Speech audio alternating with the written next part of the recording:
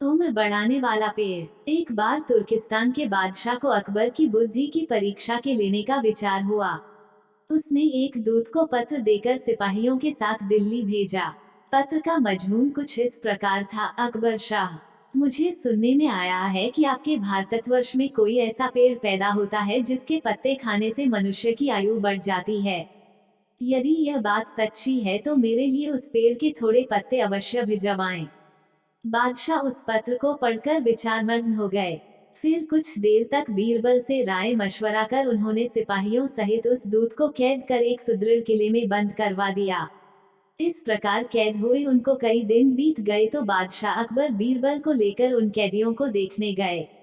बादशाह को देखकर उनको अपने मुक्त होने की आशा हुई, परंतु ये बात निर्मूल थी।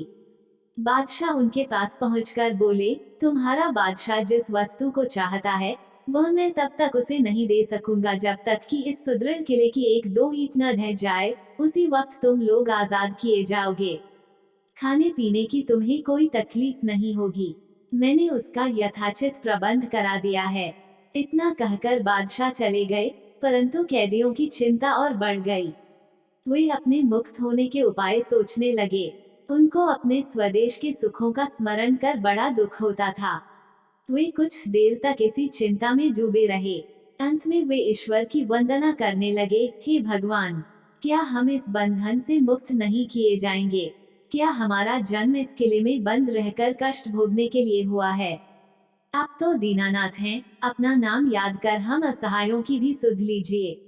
इस प्रकार वे नित्य प्रार्थना करने लगे। अंत में उनकी प्रार्थना का असर हुआ, ईश्वर की कृपा हुई। एक दिन बड़े जोरों का भूकंप आया और किले का कुछ भाग भूकंप के कारण धराशायी हो गया। सामने का पर्वत भी टूटकर चकनाचूर हो गया। इस घटना के पश्चात दूत ने बादशाह के पास किला टूटने की सूचना भेजी। बादशाह को अपनी कही हुई बात याद आ गई, इसलिए उन्होंने दूत को उसके साथियों सहित दरबार में बुलाकर बोले, आपको अपने बादशाह का आशय विदित होगा और अब उसका उत्तर भी तुमने समझ लिया है। यदि न समझा हो तो सुनो, मैं उसे और भी स्पष्ट किए देता हूँ। देखो, तुम लोग गणना में केवल 100 हो और तुम्हारी आह से ऐसा सुदृढ़ किला ढह गया। फिर जहाँ हजारों मनुष्यों पर अत्याचार हो रहा हो, वहाँ के बादशाह की आयु कैसे बढ़ेगी? उसकी तो आयु घटती ही चली जाएगी और लोगों की आह से उसका शीघ्र ही पतन हो जाएगा। हमारे राज्य में अत्याचार नहीं होता, गरीब प्रजा पर अत्याचार न करना और भली भांति पोषण करना ही आयुवर्धक वृक्ष है। बाकी सारी बातें मिथ्या हैं। इस प्रकार समझा बुझाकर बादशाह ने उस अर्ची को उसके साथियों सहित स्वदेश लौट जाने की आज्ञा दी और उनका राह खर्च भी दिया।